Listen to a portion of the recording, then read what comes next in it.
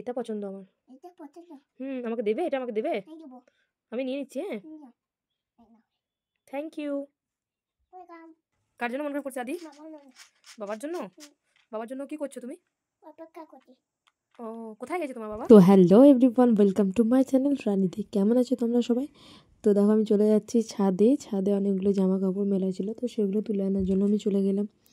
তো ছাদ থেকে দেখো আমাদের একটা পাহাড় দেখা যায়, আর দেখতে খুবই ভালো লাগে।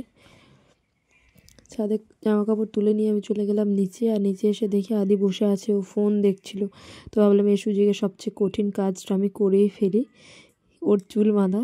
হ্যাঁ, ওর চুল বাঁধা খুবই কঠিন কাজ, ও একদম চুল বাঁধতে দেয় না। আর আজকে দেখো চুপ করে বসে আছে কেন? কারণ ও আমাকে বলেছিল ওকে কিছু একটা দিতে হবে, চকলেট বা কুরকুরে, তবে চুল বাঁধবে। দেখো চুল বাঁধা হয়েও গেছে।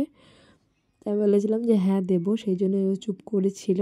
বললাম দাঁড়া একটু পরে দিচ্ছি। তারপর আমি জামা কাপড়গুলো গুছিয়ে নিচ্ছিলাম, অনেকগুলো জামা কাপড় জমে গেছিলো, সেই জন্য আগে আমি বললাম গুছিয়ে নিই, তারপর তোকে দেবো। এদিক ওদিক হয়েছিল জামা কাপড়গুলো। ও মনে পড়ে গেছে, আরও চলে এসছে আমাকে চাইতে যে মা দাও, ওকে দিয়ে দিলাম।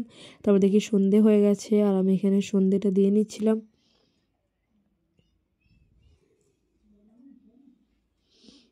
সন্ধে দেওয়ার পর আমার একটু পেয়ে গেছিলো খিদে, আমি খেয়ে নিলাম। তারপর দেখো চলে এসছে মাহি অফিস থেকে, আদির বাবা চলে এসছে। আর আদি তো খুবই খুশি, ওর জন্য মানে কিছু এনেছে, ও ফল আনতে বলেছিল, আর হ্যাঁ সেটা এনেছে। আর আমি ওকে দিলাম, ও বলেছিল আমাকে কেটে দাও মা, তোকে আমি কেটে দিয়ে দিলাম। তারপর আমি বানাচ্ছিলাম হচ্ছে পকোড়া, পাঁপড় আর চা, কারণ ওর অফিস থেকে এসে ওর খিদে লেগে গেছিলো।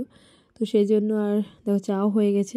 তো চা, পকোড়া আর পাঁপড় রেডি, চলো ওদেরকে দিয়ে দেবো।